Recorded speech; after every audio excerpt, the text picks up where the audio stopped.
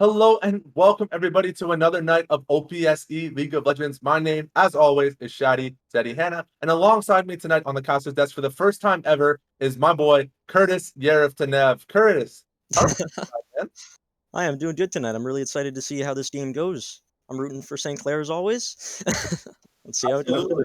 We're looking forward to seeing our varsity roster destroy University of Ottawa. Just kidding. We're looking for a really good game. We love seeing good League of Legends, and it looks like these teams are going to be pretty strong tonight. We took a quick look at the rosters for both teams, and those are some very well credited players, really high ranking players as well. We've got some masters, some grandmasters on both sides here. It's going to be a really exciting battle tonight. I'm really excited to see what happens with the new items this season, this preseason. I'm hoping Absolutely. to see some Frez on some Camille, maybe some Orin. We love the Frez Camille, and we love the Frez Camille, the new and improved Trinity Force. That item is insane right now. The new stats that they've done, the new upgrades. I can't remember the component of it right now, but the one that replaced out Phage, it is just super Yeah. strong. Like really, really, really interesting builds coming out of this season as well. We've seen a lot of Akali already in the preseason. Might see some Akali pickups tonight. I'm really excited to see how these new items are affecting our collegiate varsity game. hmm Should be Look at really. looking here, so taking a look at some possible pickups for the champion here. These are our players' comfort picks. So if you are new to the Saints Gaming channel and you are not familiar with our players, quickly introducing Andre Frez Seguin with the Camille, Kiana, and Mordekaiser comfort picks up in the top lane. Moving into the jungle, we have Justin A.M. Trick McGregor. This man loves to play some Kindred. We've seen it a couple times this season already. We've got the Echo and the Graves follow up there as well. Moving into the mid lane is Owen Yules Baines, a Yone Fiend, an absolute demon on Oriana and Syndra as well. We've seen him pick up some of these control mages deeper into the season. It's nice to kind of see those flex there as well with the Twisted Fate, of course, as well. Moving now into the bottom lane, Loy, Lazi, Rollin with the Callista, Ashe, and Senna. This Callista has been dominant this season. Curtis, I know you've seen it a couple times. Yeah, Callista it's been very good. it's really good and it's really strong as well. And of course, one of my personal favorite players on this roster, Zachary Miansfu Dylan. Miansfu is a demon in the support role. He is so good at impacting the map from a million different places, and his champion pool speaks for that point as well. Of course, picking up the Bard, the Karma, and the Pantheon, three very mobile support champions that like to do a lot of damage to a lot of different people at a lot of different times. So really strong champions, really strong pools, and really strong synergies from these players with their comfort. Really looking forward to seeing how these players have adapted to some of these new changes that we talked about. Curtis, looking at these new items, what's your kind of take on the whole metagame right now? I've been seeing a lot of Sunfire definitely taking over the tank meta, so I'm expecting to see some pretty beefy tanks in either top and jungle, maybe even support and working their way into just feeling unkillable late game. Absolutely. I remember seeing on Reddit like a Mumu soloing Baron with a Sunfire. Like it's just ridiculous how strong some of these tank items are.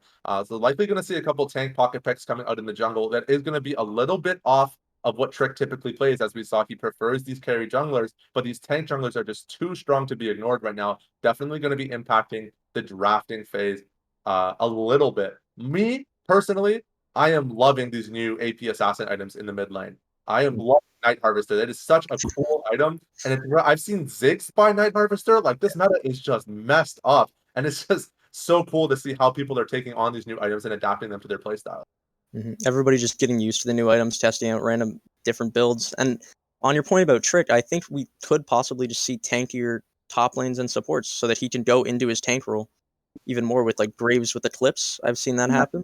Yeah, the Graves Eclipse is a really strong build. Eclipse is like I think the number one purchase item on 80 champions right now. Mhm. It's like these items have completely changed the game in a really drastic way. If you haven't logged in since the new updates, I strongly recommend you go and check those out. Those patch notes are, of course, live now, so you can see them for yourself because League of Legends is a brand new game with a brand new shop and a brand new meta. Everything is new right now. Going we are about to enter the pro draft phase, but we are waiting for the players to kind of load themselves into the lobby here. So as we're getting set up, I do want to do a quick shout out to our sponsors, as always, St. Clair College, the St. Clair Alumni Association, St. Clair SRC, Zuckerman School of Business and IT, PC Outlet, and Tim Hortons. Thank you so much to all of our sponsors for supporting these events, allowing us to cast these games, and provide awesome learning opportunities for our students and our varsity programs. So big thank you to all of our sponsors here for our game tonight. Yeah, I'm looking really forward to seeing how much damage people can really put out. I've been seeing a lot of early Baron plays where about like 20 minutes, Baron just disappears. And I'm very excited to see if the teams take advantage of that. Crazy. Like the meta was already so strong on neutral objectives and neutral objective take. Neutral objective take. Excuse me. But with these new items now, everything just dies faster. Like Amuma was one-shotting people. Like what? Like this meta is just really, really insane.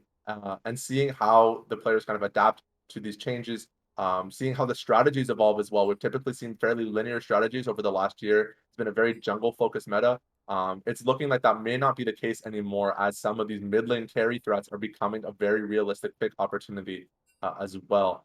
So I'm excited to see, maybe we'll get some assassins in the mid lane. I'd love to see Yule on some Talon, on some Akali. I'd love to see him pog out one time on some of these kind of big hyper flex champions. Are here about to enter into the pro draft now. The players are locked and loaded. And we're getting into our first band, Ottawa, taking away the Frez Camille as well as the Kale. I've been seeing him play a lot of Kale recently in his solo queue. So they're really target banning top lane with that one. The Kale ban, obviously Kale is very strong now with the new and improved Nashor's Tooth, as well as some other attack speed and AP items that have been adjusted. The Amumu ban, very standard and very to be expected now. On the side of St. Clair here, we have taken away the Zoe, the Echo, and the Samira. So it looks like some fairly targeted bans against the enemy mid laner. The Samira, of course, just being a dominant pick right now. But you, Ottawa, first picking the Kha'Zix. Curtis, what do you make of this? Oh, I'm very excited to see this. It might be actually a Kha'Zix that goes what is the item that goes invisible? Duskblade, I believe. Duskblade, yes, thank you. Yeah, it might be Duskblade Kha'Zix, and he's just invisible the entire time. He just runs amok on your team.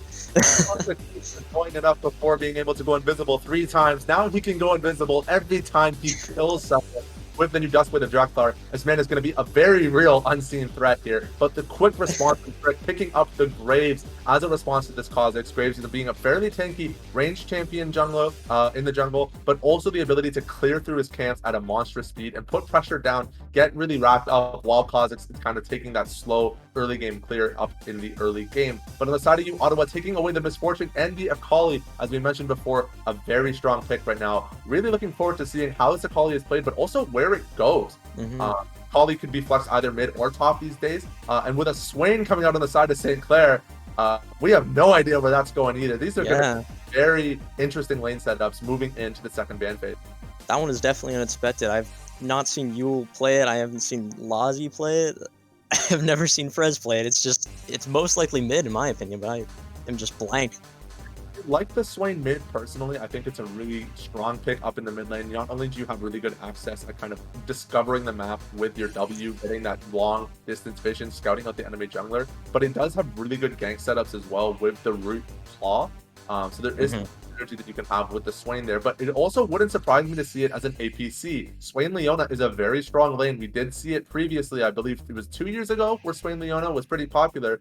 So we might see a return of that now with some of these new and improved AP items. Riftmaker is just dominating the meta right now. Any AP champion that can buy Riftmaker does, and Swain is no exception to that rule. All that healing is going to make Swain just an absolute monster if he gets a lead in the early game here.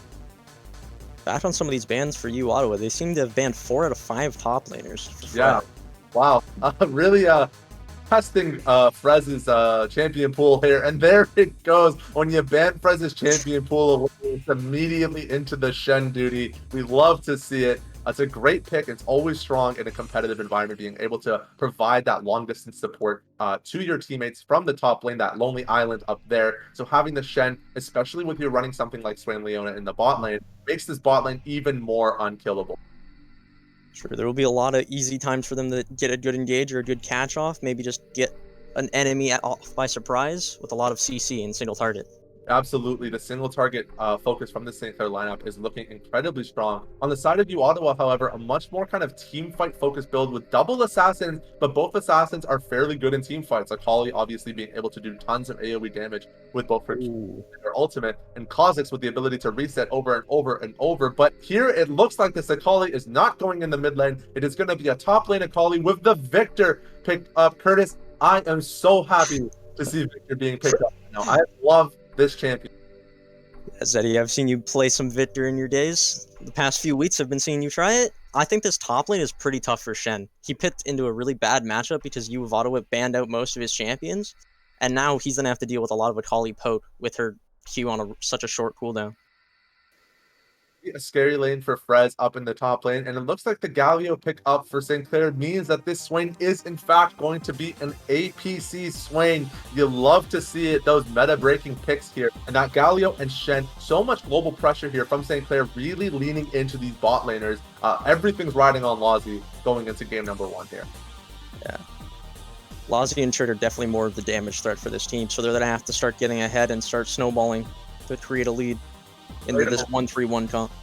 Absolutely, yes. This 1-3-1 setup from U Ottawa. If you aren't familiar, 1-3-1 meaning 2 split pushers on the side of U Ottawa. Typically, you like to have your assassins off in a side lane so they can rack up experience, get those ultimates leveled up quickly, and force the enemy team to respond to their strong dueling pressure. Nobody wants to take a Kha'Zix on alone, especially not with that isolate enhanced damage. That is a lot of damage to tank to your face. So really, a lot of this game for St. Clair is going to come down to shutting down some of these snowballing hyper assassins on the side of University of Ottawa. On the flip side, U Ottawa is going to deal with some very scary carry threats, very scary carry. That's going in the book somewhere. Very scary carry, Swain and Graves, tons of AoE damage, hard scaling into the mid to late game as well.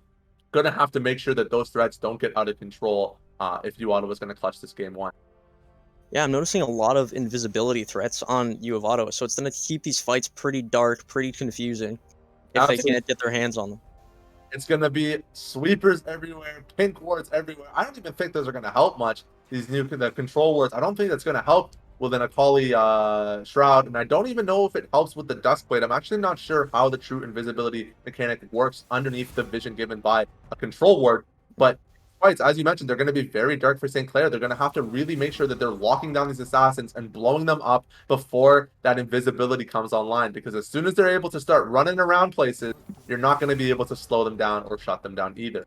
Yeah, they're going to have to really target their burst with Graves and Swain onto these single targets and keep the crowd control chain of Galio and Shen on top of Leona to just make sure that they do not move. Just keep them exactly where they need to be. Absolutely. There's really good synergies from both of these drafts. Curtis, taking a look at these 10 champions that have been locked in, looking at the drafts, the synergies, the lane setup, who's your favorite going into game number 1?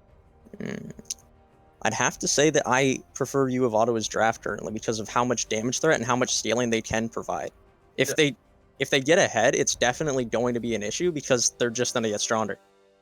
Absolutely. There's really the sky's the limit for this U Ottawa team in terms of how hard and fast they can snowball. Whereas St. Clair, they have a very well put together draft, but it does take a fair bit more energy to execute. There has to be a lot more synergy, a lot more communication. The CC, you don't want to overstack your CC. You want to make sure that you're spacing out your threats accordingly. But they have some very strong lanes as well. Quite honestly, this Leona Swain seems like a pretty decent lane into Misfortune. I don't hate it. Yeah, same. I think it could go very well for them if they execute it correctly. It's just their comp seems harder to execute on paper. 100%.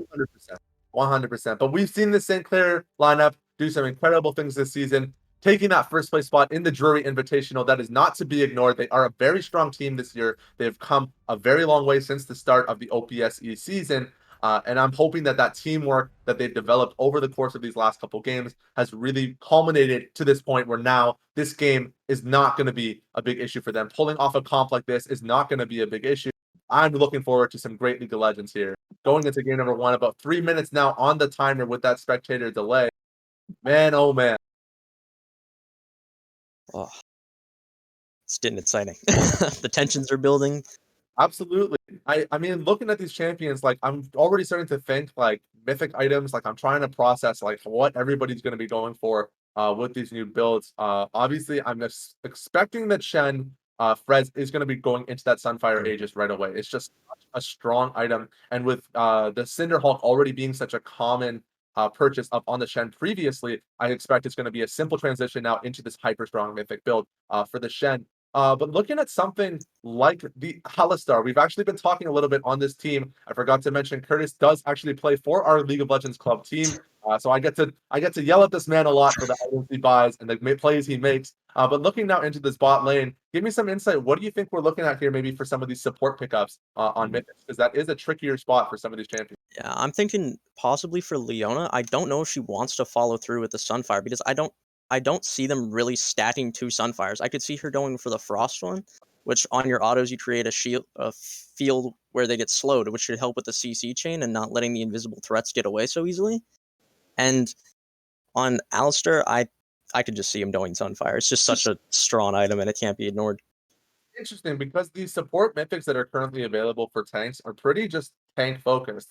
Like Enchantress, nice quality of life buff. They have a couple decent mythic support items that you can path into in the early game. But for your tanks, if I remember correctly, you've got Locket and then Chem Tank, and then it's like whatever the heck you want. And I can Yeah. see either of these tanks, as you mentioned, going into that Sunfire Aegis. I think it's very likely that Alistar will be picking up the Sunfire since nobody else in this team can really path into it very nicely. But for Miansfu, we've seen this man roam a lot, and I would not be surprised to see a Chem Tank getting picked up for him to increase that rotation and movement speed. It is a very strong item when properly used. If you're not familiar, it works very similarly to the old Righteous Glory, with the ability to actively boost up all your allies around you and then emitting a slow when it expires. So a great item, not just for Leona, but for any tank support currently that likes to get in and tussle early on in the game. Yeah, it would also help chasing down this Victor and Misfortune threats because neither of them have easy disengage. So it's all going to be on Alistar to peel. Get that Leona off of them. Get that Shen off of them. They have a lot of dive on the St. Clair team. You have Shen, Leona, Galio. You can just, if you get on Misfortune, she's not getting away unless she has Flash. Oh, absolutely. And that's a really good point that you brought up there as well, is that even for you, Ottawa, although they have a lot of damage, they don't have a lot of ways of getting out of damage. So as soon as they get locked down and start getting bursted and chunked, it's going to be hard for them to pull off that disengage, as you mentioned. You have a couple options maybe with the Alistar Pulverize and the Victor Gravitation Field. But aside from that, you're just trying to outrun a Leona, and that's not going to happen if you tank pulled up at about 10 minutes, 15 minutes. Like, that's a pretty scary support threat. So Miansfu, definitely, Miansfu and Lozi in this bot lane are going to be very commanding about how this game plays out. We are about to get set up into game number 1 here, just waiting for that champion select to complete the loading here. But here we are now, game number 1. There are 5 seconds left until the champions are able to emerge from their gates and storm down these lanes. I am expecting a bloodbath, Curtis. Looking at this game, it is going to be non-stop fighting. Yeah, I can definitely see a lot of fighting going on in this game because, as we said, both teams do not really have an easy way out. They're both pretty snowball reliant, and they could definitely work the early game if they have the correct plays. They're looking like both teams are going for a 5-point here, just covering all entrances to their jungle both sides, and just keeping everything safe. Might look for a deep ward. Yeah, we typically see teams set up themselves in this 5-point, as we've mentioned before. It's a good way of kind of spacing yourself and seeing what the enemy team is up to, if they are up to anything at all. The deep ward, of course, is a very valuable way of figuring out where the enemy jungler is starting their clear, because that gives you a lot of information about where they're going to go. Alistar flashing the cheeky little B emote, not having any of it, going to back home, get that deep ward down onto the Raptor camp. That's going to give them some nice intel onto Kha'Zix's path here in this first game. Trick postured up onto the top side. Looks like he's going to commit here to this red buff clear. That's going to mean some cheeky level 3 plays down in this bottom side as he makes his way down for that bot side Scuttle Crab at about 3 minutes 15 seconds. A very key minute marker that we've talked about in previous casts and previous games. Yeah, definitely starting top side here is the best play because he's going to have this very bad lane for him in top lane with the Shen into the Akali, where he won't be able to have much of an impact, especially after she gets Shroud. Shroud and E, he won't be able to do anything, but he can look bot and mid, since, as we've stated, Victor has no way out, and Galio has very easy follow-up. Same with Leona and Swain. You can easily just have your CC in your lanes, and just have Graves do all the damage when he gets there. Yeah, and that's a really good point actually to mention, is that Graves typically struggles with not having enough support or follow-up or backup, but this St. Clair draft provides anything that Graves could ask for. There's knockups, there's stuns, there's taunts, there's just so much utility to hold people in place and let Graves fire away with that shotgun blast here. Frez trying to get a little bit of a trade up in the top lane, not really having a lot of fun in that Akali lane, but there goes Yule with a nice little poke onto the Victor here, really not letting that range differential mean too much here, but now with the trade back, gosh, Victor is just a beast in lane. Yeah, that's that phase rush coming in clutch. You need to hit him and then get out. Once he phase rushes on you, he will run you down the lane. Especially when you use your engage tools. Well, you use your disengage tools as your engage tools. Exactly. For Galio, you know, your way in is also your way out. So if you overstay your welcome, you're going to be kicked out the door. Not like, but here comes Frez with the level 3 immediately into the taunt. A very well coordinated play from Frez there in that top lane. Bot lane, Mansfield looking like he wants to go for a little bit of a pick. Does get pulverized though, not able to find the stun that he's looking for. But coming out of the laning phase now, we're about to hit that 3-minute 15 mark. Let's check in with our junglers and see where they're at and what they're doing. Both junglers currently on the bottom side of the map. We might see a little bit of a kerfuffle take place down here in this bottom side of the river. Yeah, it looks like they're posturing down. Galio's getting prio in mid. He's looking to help secure this Stuttler. They have 3 people attacking the Stuttler and keeping this Kha'Zix off because they started the same path. They both went top and then worked their way down. So this means that Kha'Zix is going to fall behind, and he's going to have to look to go to top Stuttler. Meanwhile, Frez and Galio looking like they're actually pathing up to top Stuttler to give Trick this double Stuttle advantage. It's just such good coordinated team play here from St. Clair, feeding those resources into that carry on the Graves. He's already got that extra camp now with the Scuttlecraft, and he's about to pull his second one. That is a massive XP lead for this jungler. The farther that this Graves gets ahead in the early game, the scarier he is in the late game when he actually starts doing damage. But here comes Kha'Zix looking for a lane gank. Miansfu caught out of position a little bit, gonna go for the turn onto the Misfortune. They're trying to trade kills, but Lazi gonna have to flash out there. Miansfu burning the flash as well. That is a very well coordinated gank here from Kha'Zix up in the bottom lane, taking advantage of that overextended bot lane there, going for that lane gank here. But up in the top lane, a little bit of a fight breaking out here. Akali looking for a deeper engage here, actually does commit onto the Shuriken. Fred getting chunked out quite a bit, has to commit the flash now under tower. Akali looking for the flash too. There's the first blood. Very well played by Akali up in the top lane, and that's just really unfortunate for Fred. Oh, both the supports get the kills. Now it's looking like Leona's trying to chase down Alistar, trying to get him out of this lane. Trying to just hunt him down, hitting him with auto attacks. He's doing the angry bee. Hit him with the E. Manso has nothing for bees. He hates bees. Chase down Alistar a little bit here, off, chase him back to his tower a little bit. Not going to be able to secure that kill. Obviously, level 1 or level 3 Leona, rather, not having the greatest, scariest damage threat there. But a quick little 80 carry for 80 carry trade there in the bottom lane. As you mentioned, both supports picking up those kills means that this bot lane is going to be basically dead even as the carries return to lane. Actually, Lazi having a pretty nice wave built up at his tower. He's going to be happy farming that out. A little happy camper down in the bot lane here. But Frez, having given first blood away to the Akali, means that the Omnivamp item is already online. That is really scary. Yeah, he did a really good job taking advantage of his early level 3 lead. But I feel like instead of helping do that Stuttler clear, he might have wanted to just back and then get that MR online earlier, instead of Akali being able to chunk him out. Really good point. I think we often see this a lot from top laners, especially top laners put on champions like Shen that are quite honestly supportive. You know, you have this kind of inclination or idea that's like, oh man, I have to be there for my team. I have to be there for my team. But if you let yourself fall too far behind, it's going to be hard to be there for your team if you're so under-leveled and under-farmed. So definitely in that top lane, getting some MR early is the right call. We already see the Null Magic Mantle being picked up for Shen. Likely going to build into the Mercury Treads here. Actually, is that still the name of the item anymore? I can't remember with these boots, man. Yeah, that is still the correct build. But one thing that I wanted to point out is Sunfire actually has AP attached to it now. So he could also be looking to dose Sunfire if he does not want to rush into boots. That's actually a really good point. Yeah, the Sunfire Aegis now providing multiple sources of defense, both for attack damage and for ability power, means that you have a little bit more flexibility in your top lane build. Yeah, these items, man, it's so hard to keep track of everything. Definitely a lot more flexibility now. We typically saw the Mercury Treads being picked up as an early game item in AP matchups in the top lane. But now, yeah, that Bomby Cinder going into the Sunfire Aegis, that's a lot of damage here. Quick little taunt now under power for Frez. Gonna get a little bit of poke damage in. Moving down to the bot side of things as well. The quick trade back there with no flash available here for Miansfu or Lazi. It's gonna be hard to lock down this Alistar. Kha'Zix walking down now to respond. 2 tricks engage. Everybody's gonna walk out of that one alive, but man, everybody is hunting today. Yeah, it's a bloodbath for sure. Another point onto the Shen build, I believe he could go boots, and then he could look to get out of the lane as fast as possible, where he just wants to get his teleport up, and then roam bot and try and extend their lead, and then TP up the top lane and just hit him with a surprise play. Getting that excellent top lane insight as well, our resident island dweller for the club.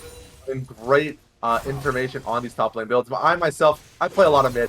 I'm just happy to see Victor being picked up, man. But here again, in the top lane, again, the Akali with the ultimate. That's going to be a second kill now. A second solo kill for Akali up in this top lane. Victor on the hunt a little bit for Yule. Yule's pretty healthy, though. I don't expect him to take too much damage here in this mid lane.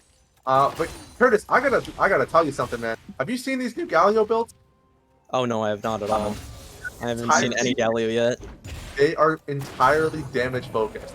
There is any tank being picked up on Galio now. You're looking at things like, I believe the recommended item was Rift Night Harvester. I was like, it's just so much damage that you're trying to build onto Galio now. I guess there's just a lot more movement and survivability synergy now with some of these AP items. Night Harvester obviously giving you a big chunk of movement speed when you get that initial hit. Does let you get in and out as well. So we already see the Blasting Wand being picked up for Yule here. Going to be pathing into a little bit more AP than what you would traditionally see on the Galio here. Some trades down in the bottom lane. Just a lot of fighting. Yeah, they're looking to pressure their health bars while they shove in this wave so that they can get either a dive off or to just get an easier roam and better back timers. Yeah, for sure. And with Trick walking down into the bottom lane does mean that St. Clair might be looking for an all-in here. We already see Lazi has the ultimate available. Miansfu's level 6 is not too far behind. Once these ultimates become available for the St. Clair lineup, that's going to be some very scary fights in the bottom lane. Trick being good guy jungler, giving that blue buff away down to Yule so he can have more priority in this lane. But Lazi taking a big chunk from his fortune to force the commit and the heal. There comes the Stand United from Frez, looking to get his way into this fight. Lazi with the flash in, getting Frez set up in a better position here. The Alistar ulti was committed, but there's the root. I don't think Cow's getting out of this one alive, but there's the flash, actually. Alistar not going to take that down there as well here, and with a big wave crashing into this bottom lane tower, that's going to be at least a couple plates here for Lazi. Nice little gold spike here for St. Clair. Now 0-2 on the Misfortune and 1-1 for this bot lane here on St. Clair's side. Yeah, and on the flip side, since Frez had the TP down there with his Stand United to help out with Swain on Lazi, he lost about a wave and a half to his turret, and Akali is still keeping the pressure up. So it's going to be a really big gold swing that's already been accumulating from this top lane. He's about half CS. He got the Bammy, so it looks like he's going into Sunfire for sure. And Akali's just feeling really good right now, a better position.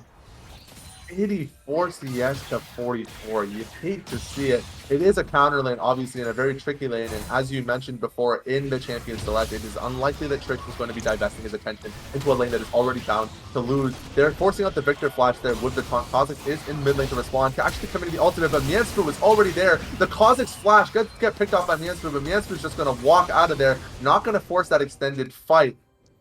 Oh my gosh, there's just action on every single map at every second. But holy crap, look at that in the Riftmaker already completed for Akali, but now there's no time to talk about item builds. Lazi getting kicked off in the bot. It's just non-stop action here. Looking for the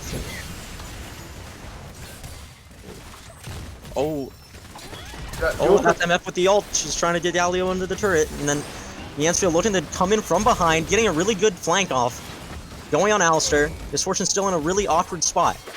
We're looking at the top lane. Oh, it doesn't. Are they just gonna die to minions? Oh my gosh! They corralled him. They got him. They traded 1 for 2. You look mid. You look jungle. You look in the enemy nexus. Like somebody's dying everywhere. Like that's insane. I was trying to comment on this top lane build for Akali. Already having that Riftmaker completed at a sub 10 minutes is just disgusting. It is just so much damage. But in that bot lane there, a really unfortunate play for you, Ottawa. They committed to the dive and traded both of their lives for it. Not really sure if you can call that worth. They do lock down the enemy APC. But now in the top lane, yet another dive here onto Fred. The Akali flying back and forth and back and forth. The R1, the Shuriken, the R2. Oh my god, she is everywhere. And Frez is going to go down for yet another time in this top lane. That tower is taking a beating. Yeah, this Akali is definitely pushing her lead, and this Causative is definitely helping her accelerate. So now she's going to be looking to clear this top wave, get this next wave, and then possibly they might be looking to do Rift Herald with the prio that they have in mid. Already see the Cosmos posturing around the Rift Herald. Actually looking like he might be starting it right now. They have priority in the mid lane. They have priority in the top lane. And the name of the game, as we know, is lane priority. When you have your priority, you got to do something with it. So Kha'Zix having some great map awareness here, knowing that this is his perfect opportunity to build that lead. Might even look to drop it top and just absolutely force Frez off the map here. With this 3-0 Akali now, nearly completed into that demonic embrace, that second item follow-up on the Riftmaker. This is a very scary threat for the side of you, Ottawa. Yeah, Akali's definitely going to be a fiend in late games, especially since most of the targets that she can get on should be pretty squishy. She's going to mainly be looking for Graves, and since Galio doesn't build as much MR anymore since he's going full damage, he still is an anti-mage, so I don't see her jumping on him. But we need to watch out for this Akali in the late game. Actually going for the Rift Herald commitment in the mid lane, wants to get that drop before 14 minutes spawn, but he drops it and walks away. It is going to hit, but nobody's going to be there to cash in on that gold. Victor's looking like he's trying to get himself established. Now in the bot lane here, Lozzy committing the ultimate and the heal again. There's the Shen ultimate. Lozzy surviving the engage. Well done from Frez to get that Stand United off there. Dance through with the stun over the wall. They're going to try to spoon feed this kill to Swain. Frez actually does manage to pick that up. I believe it was with the Bonnie Cinder. An unfortunate burn kill there for the top lane, but Lozzy definitely happy to get out of that one with his life. Frez is definitely doing a good job at getting himself out of this lane as much as possible right now. They're looking to get Victor in here, and they shove him off. They might be able to get some wave push into the turret. Since they have so much prio after that first kill on the bot lane, it looks like they're possibly going to be getting turret in bot lane with this wave crash. Nope, they are just walking away. They're going to get the reset. Swain did get a lot of gold off of that kill and assist. Looking at the Swain build, it looks like it is going to be the Andre's Embrace, that new upgraded version of the Andre's Torment, an excellent item from the previous meta, a personal favorite of mine as a Malzahar player. But here up in the mid lane now, Trick getting that kill onto Victor, knowing to abuse that opportunity that he knew the flash wasn't available and he knew he had the moment to strike. But here comes Akali roaming down from the top side. There's a lot of burst onto Trick, looking to stick the Shuriken, doesn't actually manage to find it, does force the Galio ultimate though on point just to stick the magic resistant shield there. So it's going to be an ult for ult trade, and definitely Akali's going to be happy to be burning that intense resource from Yule here. But oh my god, Yule is definitely looking to just be the main support against this Akali this game. He's going to have everything in his kit to counter hers. She goes invisible, he uses his taunt. She trusts all in, he uses his ult. He's going to be... And he is the response to Akali. That's why he was picked so late in the draft. Very wise pickup from St. Clair, knowing Akali's weak points and managing to abuse those in the draft as well. Obviously, this game, in League of Legends, there is a fair amount of individual skill that is a factor, but the draft do say a lot for how the games play out. Your champion differences, your level differences, your matchup differences, as we've mentioned in this top lane. Fred taking half his health in just a two-part combo. It's just, the matchups really do make a difference. Yeah, these Akali trades now with Riftmaker are going to feel pretty much impossible for Frez unless he gets a few items on him. Because she just trades in and then she has Omnivamp, so any damage he deals pretty much feels negligible. It won't stick. Because of how much health regen she gets and health return. You just heal it back. You just heal it back. You just heal it back. Though, taking a quick look at what players are building reducibly the Andre's Embrace being picked up for Swain, it looks like the Hextech Rocket Belt in the mid lane for Galio, a new and improved version of the Proto Belt from the previous patch. Graves now with the Eclipse, as we mentioned, completed. That is a big burst of damage. It is a great kiting tool. We also see the Kha'Zix picking up the Eclipse as well. Every AD assassin loves this item. It provides so many stats for it's so easy to activate, and it's like movement speed, shield, damage burst, healing, like it's like everything on this one item. It just does so much. Actually, even the Misfortune with the Eclipse completed as well. So a number of mythic items now online for both teams. Gonna look to get scrappy now as we hit this mid game. There's a taunt from Yule. Really nice play with the Rocket Belt to establish himself in that fight. Not able to clean up onto the Kha'Zix. But geez, everyone's just so scary right now. Yeah, that was a really well played ult by Kha'Zix, not letting the CC follow up after the taunt. Because once Galio hit the taunt, he was just not able to follow. Oh, Akali in the backside ult. The only user ult on no one. We got MF in the flank with the ult. Oh my god, it's just slaughter. Shen in with Fan United. He's attacking 1v2 right now. Kha'Zix looking kind of low. Oh, it's a clean, not clean ace. Victor died. But that was a very intense and scrappy fight from U of Ottawa. They got a really good read on them with the flank, with the Akali teleporting in, getting their squishies just demolished with her lead. From U Ottawa, as you mentioned, a great flank setup from the assassins there. The bullet time coming up from his fortune was monstrous. It hit, like, I believe 3 or 4 people were caught up in that bullet time at the start of that fight there. Victor not able to do a whole lot in that fight, but honestly, he just doesn't need to. You've got a 6-0 Akali right now. You're happy just chill, you know, just stacking up those items, getting that farm score up. Both mid laners actually doing a decent job of farming there. 155 CS now at the 18-minute mark. It's pretty respectable, you know. It's not LCS farm, but it's pretty. With that's a good goal as well. Yeah, with how scrappy this game is, that's actually pretty good on them. Akali's just been dominating in lanes, so she's able to get all of that CS because it just comes to her.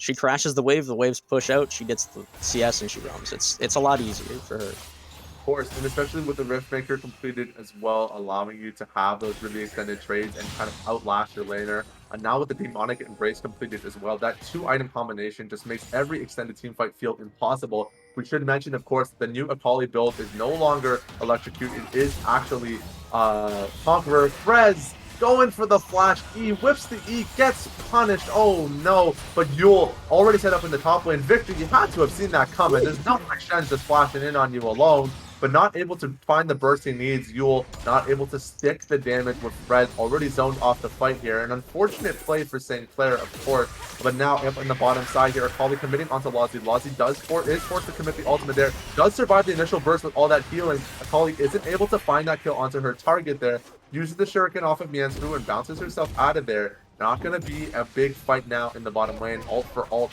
on that AD carry, or AP carry rather, into the Akali. But Lazi doing a very good job of surviving by the skin of his teeth in these fights. Yeah, this Akali right now is just living in their jungle, just trying to be a nuisance. I don't know if you saw that in the last fight against Swain, but her Q cooldown was about 0.5 seconds. She just spammed it constantly. That's insane. It was just going off. Where's that ability hit coming from? I don't exactly know what the stats are on these 2 items, so. Can only assume that Akali is happy.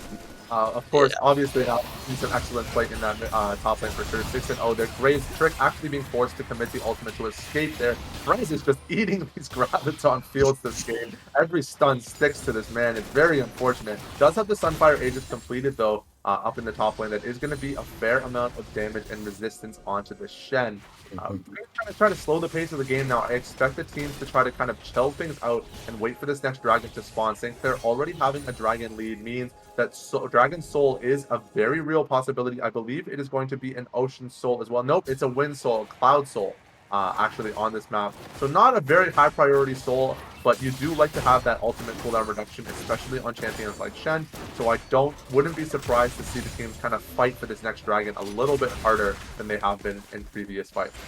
Yeah, that's definitely a good soul for St. Clair, where you have double global ultimates and a Leona ult. So you want those up as often as possible to make your pits and to make your catches. Akali is currently running down Galio. She ulted in. Galio with the taunt. Swain's coming down right now. Akali is just overextending. Oh, she got a lot of damage on him. He's away. I do not think she's gonna go for that. I'm taking that. You know what? I'm looking at that play and I'm like, oh man, I'm mashing my E button. I'm flying right back in there.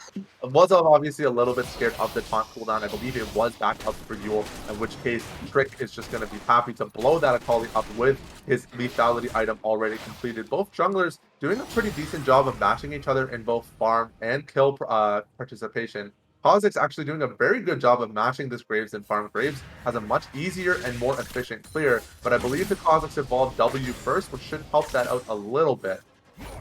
That's very interesting. I don't see many Kha'Zix evolve W, but there's another fight going down in bot lane. They just love hitting each other. That's Conqueror proc. She's looking to go in. Oh, that's Frez's ult. Stand United. Oh, she flashes in, gets taunted, and he loses. Oh my god, 1,000 gold shutdown on Frez. That's insane. So big for Frez. An excellent stand United there onto Yule. My gosh, that Akali damage though. Did you see that? That was like a 2-hit. But now in the jungle, speaking of 2 hits, my oh my, Trick is deleted. The Alt F4 key from the Kha'Zix, making Trick's game completely disappear and go gray. A little bit of a fight here now. Yule ulting in from a distance here. Frez in the back doesn't have the ultimate, doesn't need it. Already established in that team fight, looking to set up a taunt, but both teams going to back up. But Lazi overextending a little bit. Miansfu looking to use the Alistar. But the knockback over the wall, see you later, and Miansfu goes down as well. A 1 for 3 now for you, Ottawa. A 1 for 4, Chris is picked up as well, and Yule is just food in this hourglass here, getting off by the Misfortune now. Misfortune was 0-3, and now she is 5-4. That is just frustrating. That is very monstrous. They transitioned their lead in Akali into the lead on the team. They made a play bot side, they got the response, and then they pushed in the red side jungle. They wanted to see if they could get something off of it, and they definitely did. Now they're looking towards Baron. Like I said before, there's an easy 20-minute Baron with how strong these new items are. They're pretty low, though, so I don't know how hard they can commit to this, especially with Akali going bot side. The only tank right now is the Kha'Zix and his W heals. Trick is going bot. They sent their jungler bot lane. St. Clair doesn't have a response to this. It looks like Ottawa is going to back out and leave their jungler and AD carry to their own devices. But if St. Clair don't pull this out, this might be a Baron steal. But I don't think it's going to happen. I think Ottawa is going to pull this off. That's the 22-minute Baron. That is very scary. Coached, by the way. Absolutely. Like, I mean, you're looking at this game and looking at this macro, and it's just, I mean, St. Clair, they have some very strong lanes, and this early game was very scrappy, but you kind of have to see that coming, right? You get aced on the top side of the map, the enemy team has a Kha'Zix, that's a lot of isolate damage.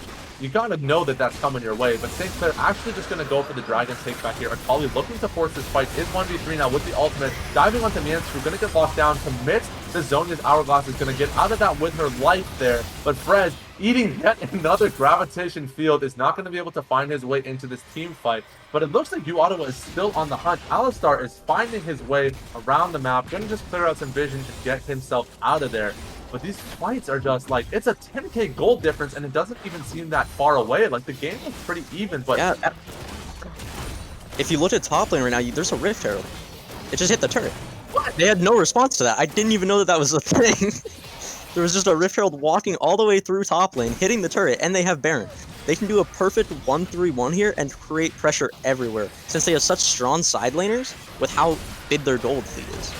There's 4 people responding in top lane right now.